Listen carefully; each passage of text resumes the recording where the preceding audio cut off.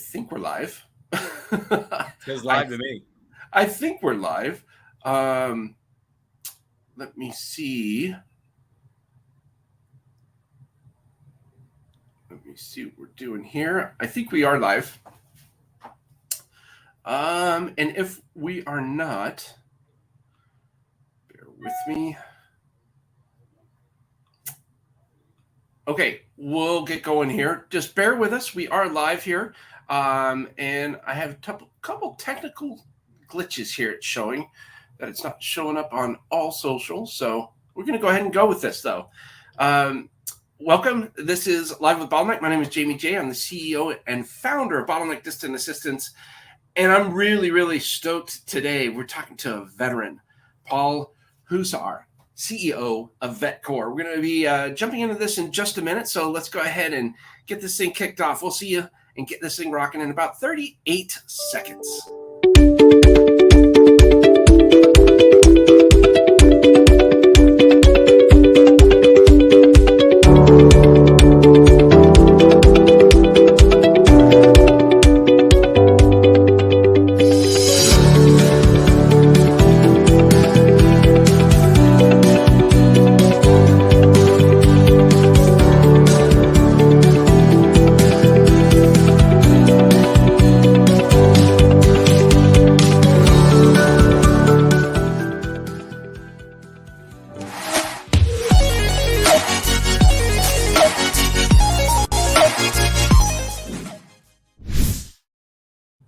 Well, hello there. Thank you for joining us. This is Live with Bottleneck, where we help stop the bottleneck in your business and in your life. My name is Jamie J. I am your host and also CEO and founder of Bottleneck Distant Assistance. And today I'm really excited. We're going to be speaking with CEO of Vetcor, Paul Huszar, the value of a veteran. We're going to be talking about what he does and how and why, I should say, why can Paul help you stop the bottleneck in your business? Well, let me tell you. Let me see. Paul Huszar is the CEO and Vetcor of a restoration company focused on creating employment opportunities for veterans. Awesome. And Team Vetcor focused on creating business ownership opportunities for veterans and their families through franchising Vetcor. Paul served 23 years on active duty, including 4 tours in Iraq, service as the Dean of the Army Engineer School, and commanding Joint Task Force Eagle in 9/10 in Iraq, a 1,000 plus soldier and airman joint task force. Paul earned a Bachelor of Science in Civil Engineering from West Point and graduate certificates in Administration and Management and Global Trade, Transportation and Logistics, along with an MSCE from the University of Washington. Paul is a certified franchise executive and licensed professional engineer. So without any further ado, please allow me to introduce you, Paul Huszar. How are you, sir? Great, Jamie. How are you? I'm doing well. Thank you so much for your service. I know I thanked you before, but I just want to say thank you so much. That's fantastic. Well, thanks for thanking me. As I said, it's a young man's game, or else I'd still be doing it. But we're still trying to do something to help our fellow teammates, our fellow former teammates, our veterans. And I appreciate you having me on here today to talk about that. Oh, it's fantastic. Yeah, I'm a big fan for all those that volunteered and kind of went out and did their duty in the military, first responders, all of that. Man, God bless them all. I think it's just fantastic what they do. And I know it's not an easy gig at times, but boy, it's just thank you so much. So hats off to you for that. I wonder, before we get into this, our conversation today, maybe you can tell me a little bit more about who you are, what your background is, more than just the bio that I touched on there, and kind of what you're up to now. Yeah. So I'm an accidental entrepreneur. You saw the background, 23 years in the military. I went to West Point out of high school. It really is a great opportunity, but I thought I'd stay in 5 years and then come back to Akron, Ohio, where I was born and raised. And instead, I got some good advice that stay in the Army till you stop having fun. And that actually never happened. I was always having fun. But 4 tours in Iraq and a short tour in Korea by myself, away from my family, was pretty challenging. So we decided that was enough. Moved to Tampa, Florida. For the first time in my life, instead of being told where to go by Uncle Sam, we racked and stacked all the things that are important in our lives, and we found everything in Tampa, Florida. And I didn't even know that was possible. So I moved here. I've got 2 wonderful adult children. One's just finishing up her senior year at George Washington University. She's getting ready to start her master's program at Duke University. The other one just graduated from Florida State not a while ago, and they're both up in DC. So I get to see them. And now I am, an accidental entrepreneur. I had the opportunity to start Vetcor, this restoration company. And so doing that, I really wanted to focus on helping veterans. And through that process, we said, how could we expand this? How can we make this bigger, help even more folks? And so started learning about franchising, enrolled in the Certified Franchise Executive Program with the assistance of the International Franchise Association. And about 2.5 years ago, we started franchising. And here we are. So we've been lucky and good. We've won several awards and things for our business, our restoration business. And I try and be an advocate for veterans in general, and particularly veterans that become business owners and great employees and teammates. That's fantastic. Again, thank you so much for that. It is really cool to see what you've done there. The vehicles and it's a brand is all tight and tied in, and it's really cool. And obviously, veterans. And are you finding that working with the veterans that are the veterans, are they having a tough time still transitioning out? I know when I got out, I went to Fort Dix, New Jersey, and they said, "Okay, thanks. Here's your." They gave me a little manila envelope. That was it. I literally walked onto the plane, and I didn't know what I was doing. Do you still find that that's a challenge? It absolutely is a challenge, and we're getting better at it, but the many of the challenges still exist. And really, I found that out personally. I tell the story. At one point in time, I was batting 0 for 40 on job applications. And you saw my resume. I mean, I'm not pounding my chest, but it's nothing, it's nothing to not make me qualified for civilian opportunities. Pretty freaking awesome. Yeah. And I'm like, gosh, if I'm having these challenges, what about the youngsters that did like one tour and had this immense responsibility compared to their peer groups? Maybe got out as a sergeant, but still a sergeant in the U.S. military, has immense responsibility compared to the average, 22-year-old in the civilian world. And then they're left with this void. And they want to be part of something bigger than themselves, and they lack meaning, they lack opportunity, and people there's this whole stereotype on this. We're at a point in time in our nation's history where the lowest amount of people have ever served in our armed forces. Only less than 0.5% actively serve in our U.S. military. It's great news because we're the most powerful nation in the face of the earth with the most powerful military ever. And we're doing it with the least amount of our national treasure at risk. So, pound our chest, Uncle Sam, good news. But what it means is fewer and fewer people know someone like us, right? Have a cousin, a brother, a son, a daughter, a spouse, and really have that personal understanding. They revere us. They thank us for our service. They respect us. And that's awesome, but they don't truly know us. Yeah. Amen. They have no idea. It was difficult, luckily for you, you had that experience where you did get those challenges early on. And thankfully you had the wherewithal somehow, some way to trip into an opportunity to provide what you learned to other people. I think that's fantastic. And this could be from the military, I'm not sure, but I am a huge systems, processes, workflows freak. I love that stuff. Why? Because it helps people understand what's expected of each other, and it's easier to scale up. It's easier to kind of do stuff and replace, it's just how, I don't know, it's how my brain thinks, and by extension, it's how our team thinks. Through franchising, obviously, you've got to be pretty tight with your systems, your processes, and workflows.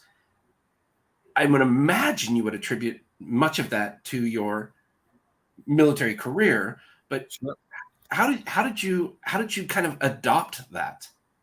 Yeah. So I call those things recipes for success. And so, and really, they help us establish order out of chaos, right? There's things like the military decision making process, an operations order that has 5 paragraphs. Um, the 5 components of a mission statement: who, what, where, when, and why. People complain about, oh, you always got to explain the why to millennials, right? It's one of the complaints.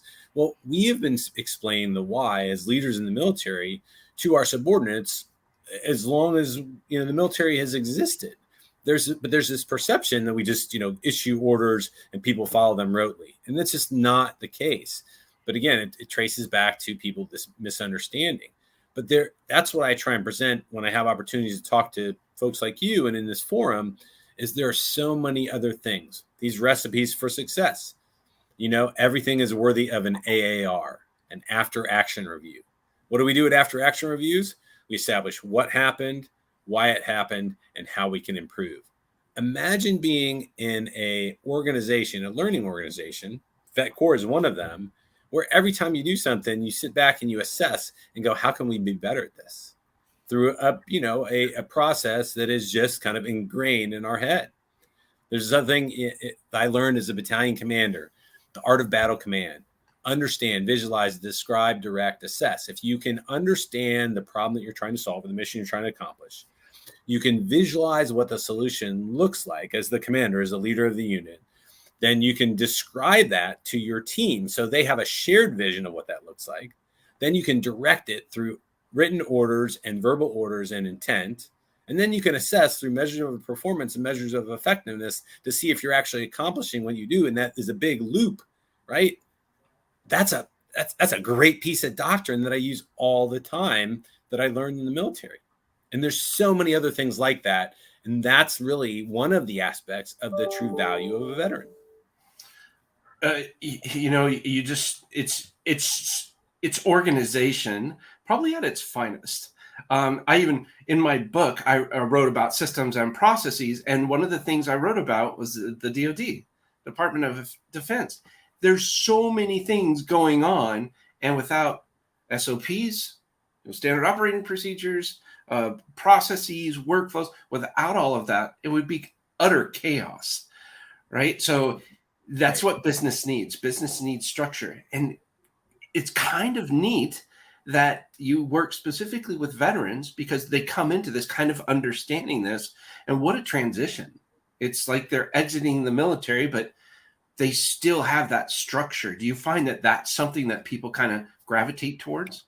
Yeah, absolutely. What we say is we emulate the cultures, norms, and values of the U.S. military. And to be clear, we don't work exclusively with veterans.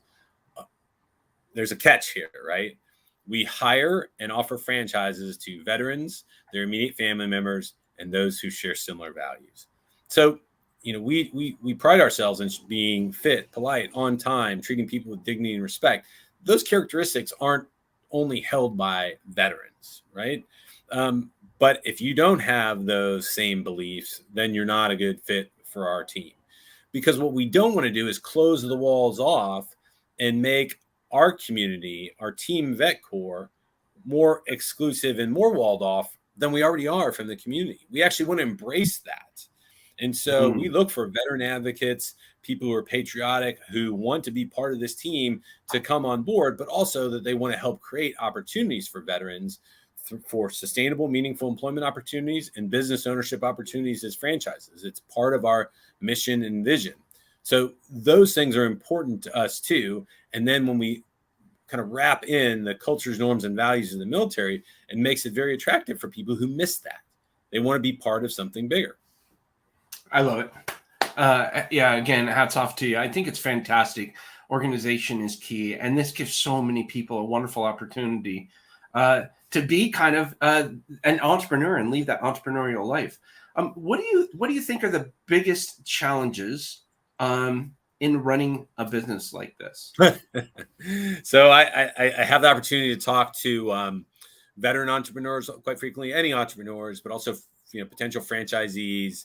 And to be clear, there's a difference between an entrepreneur, a business owner, and a franchisee. And a franchisee really isn't an entrepreneur. We want them to be entrepreneurial minded, but you've also got to kind of stay between the lines, right? And there's room for the different types of people in all different industries.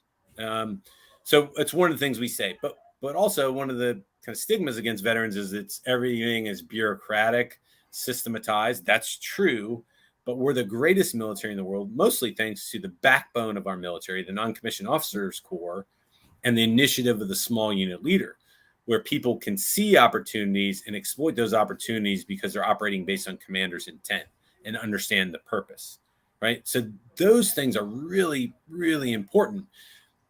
And it's why the U.S. military is the best in the world, because while we do have this bureaucracy, which is required for any organization, any particularly large organization to succeed, you also have to know what your bounds are, your left and right kind of limits, and what you can do, when you can take the initiative, when you can exploit the initiative. Our doctrine in the U.S. military, when you deploy the reserve to reinforce success. People don't understand that. They think, oh, it's to plug the gaps in the line. No, it's to reinforce success. And that's why, one of the reasons why that veterans make really good small business owners and franchisees, because they're able to take an SOP and follow it, but not just follow it, make it better, and talk to their friends and their buddies and their fellow franchisee teammates on the left and the right and say, hey, I tried this, I tinkered with it. And then we share those lessons learned across the network, and everybody gets better. Yeah, that's fantastic. I think it's really good to kind of look at this from a different level. And yeah, you're right, because it isn't too entrepreneurial in the fact that there's structure there. There's something that you can latch onto. You're not having to go out and create everything. A lot of it is done for you. What I do like about the franchise models is the consistency. We're always learning. We're always trying to become a better organization, but at the same time, there's that structure that someone can come in and kind of take over and be that platoon leader or that squad leader that you speak about on the ground in the area in which a new franchisee launches. That's one of the cool things. We're a restoration business, right? But we're also a franchising business. So I started the company. We do stuff like dishwashers, ice makers, hot water heaters, air conditioning units, kitchen fires, roof leaks, et cetera. And we react to those. So that's one industry. But now we franchise that, and that's a totally different industry, totally different business. And what really excited me about going into franchising, and I studied it for about 2 years before we launched our franchising effort, is franchising, as I studied it, is really about training, standardizing, and replicating. You know any organizations that have a good reputation with training, standardizing, and replicating? Come franchise. That's what we do, right? Yeah. I have one of my favorite sayings is do something as if it's the last time you're ever going to do it. Meaning document. And so in doing that, it's so much easier to scale or to grow or to offer an additional franchising. So getting into the franchise game, I want to touch on that just for a second. Like, that's a huge step from owning a business, which can be controlled chaos, right? To now businesses, locations and all of that. I understand the reason behind it might be you want to grow and flourish and offer more opportunities for people, but how'd you navigate those waters? Like, holy cow. Well, yeah. So I got a lot of free chicken. A good friend of mine is a fellow West Point grad, and she owns several franchises and is a franchisee. And so I talked to her a lot, and I solicited a lot of points of view. She then had connected me with a franchise attorney over a cup of coffee for like an hour and a half. I had probably 5 pages of notes. And the guy said, hey, man, I love your concept. This has huge potential. If you're really interested, what you need to do is go to the International Franchise Association conference. I was like, okay, sure. Where is it and when? He's like, it's in 2 weeks in Phoenix. So I hopped on a plane, and the hotel, the conference hotel was already booked. So I stayed a couple miles away, but went there. And if you couldn't tell, I'm extroverted to the extreme. And I just started meeting people. And the franchising industry is a very welcoming and warm industry where people share, because there's really, it's not as competitive as perhaps you would think. And I talked to consultants, attorneys, franchisors, franchisees, all these different industries, digital marketers, you name it. And then I got enrolled in the Emerging Franchisor Boot Camp and started to become a certified franchise executive. And now through all those networks, primarily through the International Franchise Association, and not being afraid to learn too, right? We're life. That's the other one of the huge characteristics of veterans. We're lifelong learners. It's not an old dog. You can't teach new tricks. We're used to changing jobs and physical locations every 3 to 4 years. It's called a PCS, a permanent change of station. And I went from commanding one of the Army's 2 airborne engineer battalions to being the dean of the engineer school. Those two things have nothing to do with one another. But the Army trusted me to do that. They wanted a former battalion commander to be responsible for developing the next generation of leaders. They're like, yeah, you're the guy. Okay, leap right in, start learning. Let's do it. Well, that's a great story. Would you say that your franchisees need to be extroverted as well? Is that something that you look for? That's a good question. And we spend a lot of time trying to figure out what the right profiles are. And I've studied this, and I don't know that there is one. We want them to be good, I'll say salesmen, but what I tell, and particularly because most of them are veterans, really, when I say salesmen, I'm not talking about selling because that sounds dirty. What I want them to do is focus on relationships and not transactions. And so if they're building relationships, but they're good storytellers, they can tell the story about Vetcor, about why veterans bring value to organizations, et cetera. Why, here's an example. Jamie, when's the last time you had a service call of any kind where the service provider told you they were going to show up at your house? When did they tell you they were going to be there? Yeah. 4-hour window? 8 and 12. Yeah, right? Why is that? First of all, why is that? I would imagine. Oh, I thought you were asking me. No, it's a good question. Don't you? Yeah, I would imagine because they don't really know when they're going to be doing other jobs and when they're going to be finished, and they don't really have a schedule going on that day, or they have a schedule. They don't know how big the problems are, maybe. So because we employ primarily former non-commissioned officers of the U.S. military, I don't know any of them that can't get a group of guys and a group of gals to be at the right place, at the right time, with the right kit to accomplish the mission. It's operational planning and execution. And service companies don't do that very well. It's one of the challenges, right? Also, you've probably heard this. The veterans, on time is late and early is on time. So can you tell that story? Because what I don't want people to do is say, hey, we want to use Vetcor because they're veteran-owned, primarily veteran-owned, veteran-operated. That's a handout, right? I want them to say, we want to use Vetcor because they don't give time windows. They give times. And then they show up fit, polite, on time, in uniform, treat me with dignity and respect. They explain to me what we're doing. They're technically competent. If something bad happens, they take responsibility for it. Those types of things. And there's this subtle difference, but it's an important one because I don't like it when veterans are trying to solicit handouts, right? Look, all we did is we volunteered for something and at some point in our life. Great. It was a volunteer though, right? So we appreciate the thank you for the service, the respect, et cetera.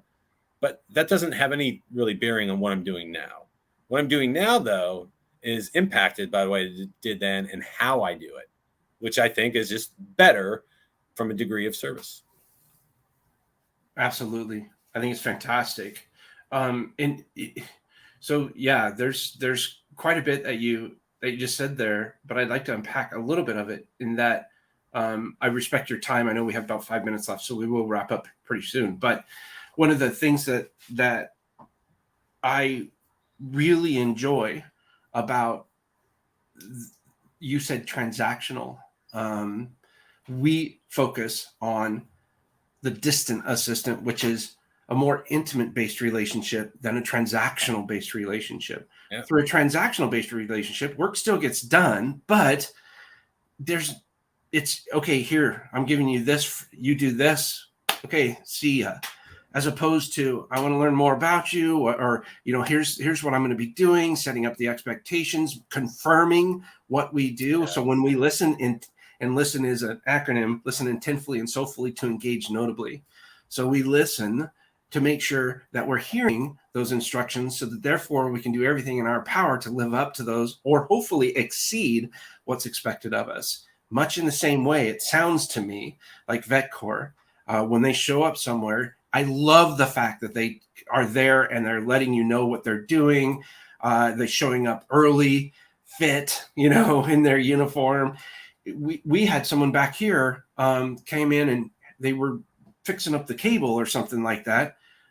They just showed up randomly and said, "Oh, hey, your cable is going to go out, or your power's going out," or something like that. And we were like, "Okay."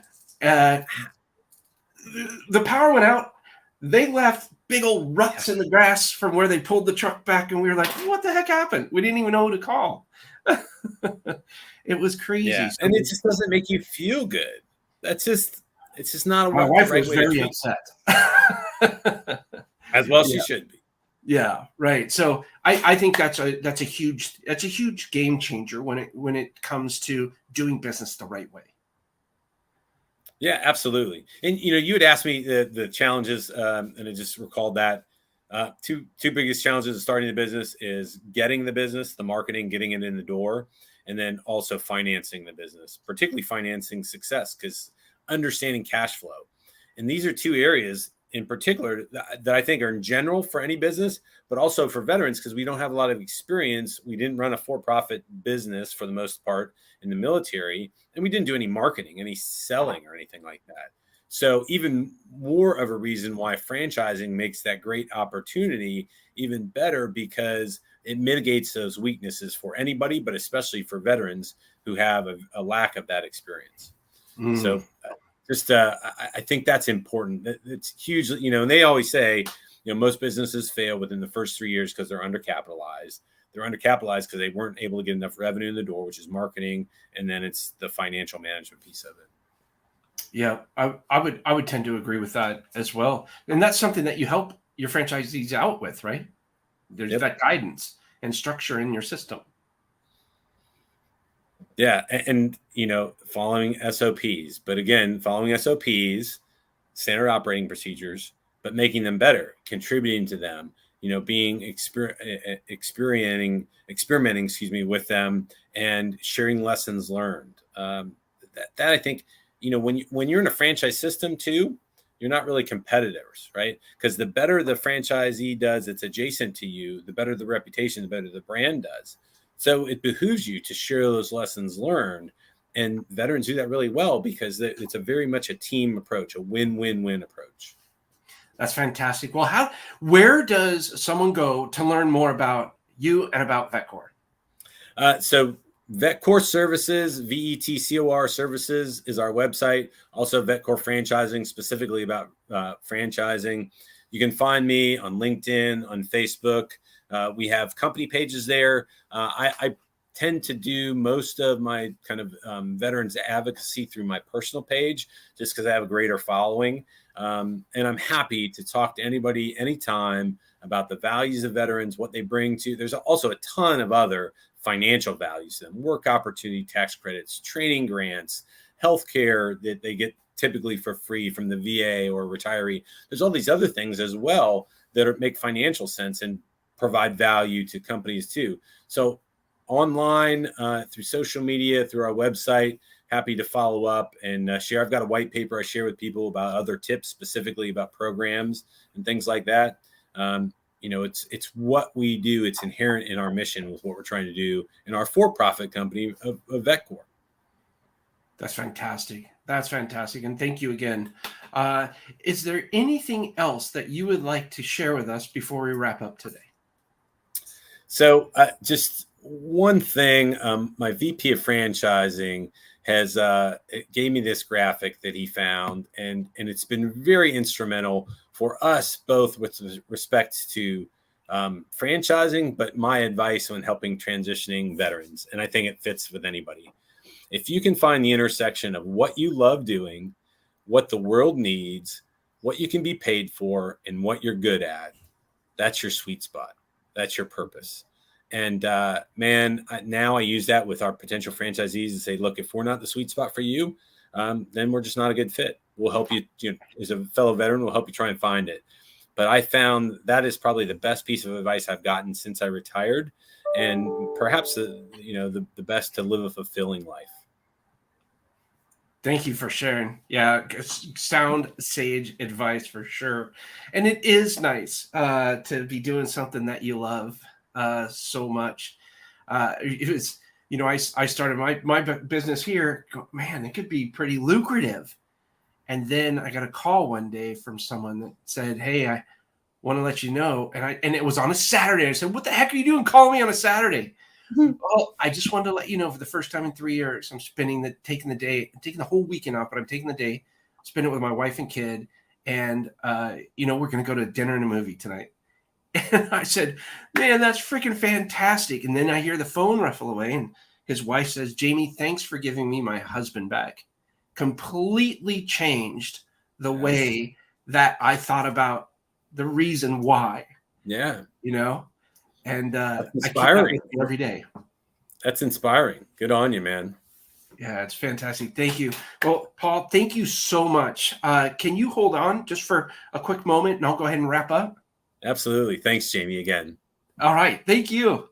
It's absolutely amazing. Paul Hussar is the CEO of Vetcor. I cannot recommend enough, whether or not you're a veteran, if you have family or friends and you're looking for an opportunity to jump into business through a franchise, I cannot recommend reaching out to Paul enough. You can reach out to Paul by visiting vetcorservices.com to learn more. You can send him an email. You can reach out to him on LinkedIn, on Facebook. They're on YouTube. The value of a veteran is kind of what we talked about today. And Vetcor Services with CEO of Vetcor, Paul Hussar.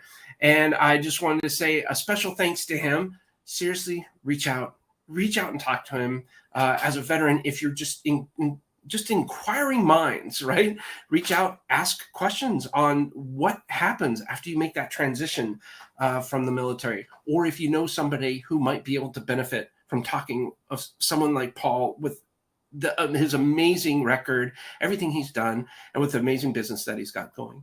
So let me go ahead and wrap up really quick. You can learn how to break through the bottleneck in your business today by going to Bottleneck.Online/BTV. That stands for Bottleneck Television, if you'd like to see this and other videos. Also, want to invite you to check out my new book. It's called Quit Repeating Yourself: How Today's Leaders Are Using Systems and Processes to Grow Their Business the Right Way. Kind of something we talked about today. Again, we talked with Paul Hussar, the CEO of Vetcor, and we talked about the value of a veteran. And then if you missed the previous episode, I talked to Steve Cesare. We talked about the 5 F's to finding fulfillment. That was a wonderful conversation. So you want to go back and check that out. And coming soon, we're talking to Edwin Dearborn, keynotes, live workshops, webinars, executive consultations. We're going to be talking about the 3 R's of business growth: referrals, reactivation, and reviews. That's coming up Wednesday, April 6th, 2022. And again, my name is Jamie J., host of Live with Bottleneck, where we help stop the bottleneck in your business. Hope we did that today with Paul Hussar of vetcorservices.com. Thank you so much for tuning in. And don't forget, create your own ripple. Have a good one, and we will talk to you soon.